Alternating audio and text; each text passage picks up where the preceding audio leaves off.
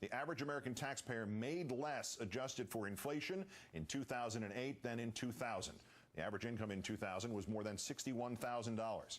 In 2008, after the Bush tax cuts had several years to help American workers, $58,000. In only 2 years during the Bush administration, at the height of the housing boom, 2006 and 2007, did Americans make more than they did in the last year of the Clinton administration. How much more?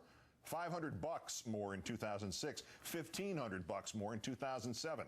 Those gains more than wiped out after the housing bubble burst thereafter. And who benefited from those short-lived gains? American workers, small businesses? Johnston calculates that 30% of the gains made in 2007 went to those making $1 million or more a year. All told, Americans took home $2.74 trillion less during the Bush years than they would have if salaries had stayed stuck where Clinton left them. On an individual level, if the average American's wages, adjusting for inflation, stayed exactly where Bill Clinton left them, they would have made almost $50 more a week, $21,000 more over the whole 8 years. And the kicker, Republicans claim the tax cuts pay for themselves by boosting the economy so much that even at lower rates, more money gets paid in taxes. Except that Washington took in less money in 2008 than it did in 2000. Just over $1 trillion in 2008 from what had been $1.2 trillion in 2000. Maybe it's because under Bush, the number of people who made more than $200,000 a year and paid no taxes at all increased almost tenfold. Or maybe it's just because Mr. Bush's original rationale for the tax cuts was that he wanted the American government to have less money, no matter how much it hurt the American people.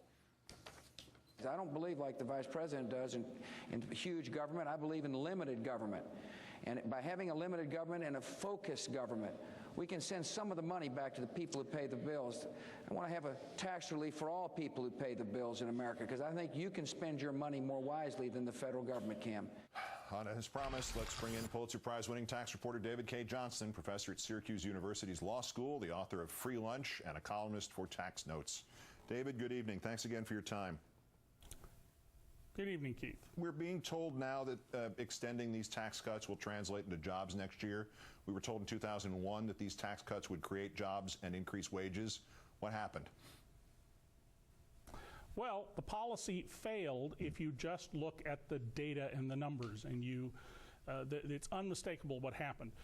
During the 8 years of the Bush administration, there were only 3.5 million jobs created. That's the same number created in the 8 years of the Eisenhower administration, when we had a lot smaller population. Population grew faster than jobs. And people's incomes went down. I mean, people are getting 94 cents on the dollar in real terms for what they got in the year 2000. So clearly this didn't work.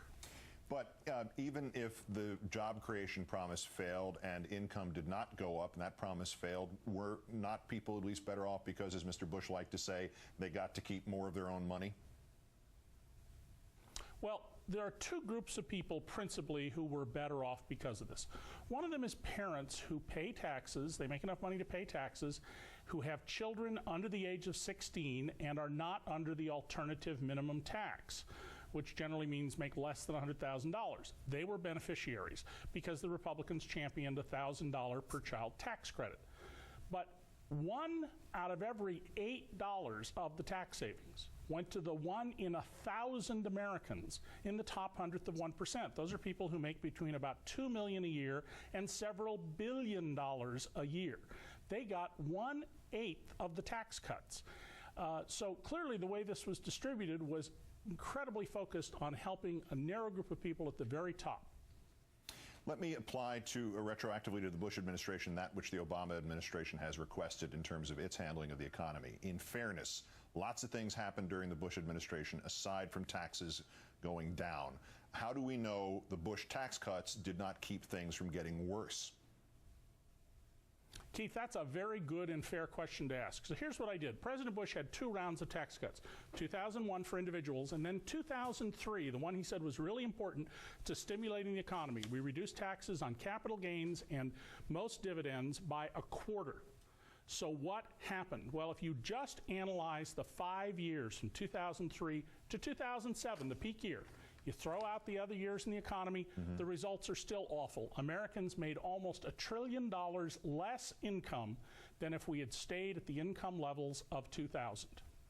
So the last point leads back to today. Why exactly is there any debate over whether the richest people in America should pay 35% or 39% on their income above $250,000 when so many of them don't seem to be paying any percent on any taxes at all?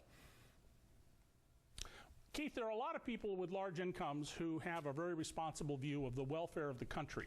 Unfortunately, there is a group of people who are determined to cut their taxes. And at the top, you could benefit. If you made $100 million a year, you are saving somewhere between close to $5 million and close to $25 million a year in taxes under the Bush policy.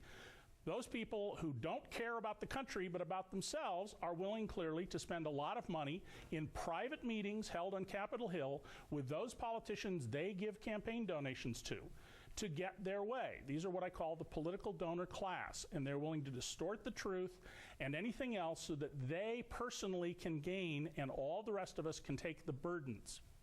The column is available at tax.com. David Cay Johnston, columnist at Tax Notes.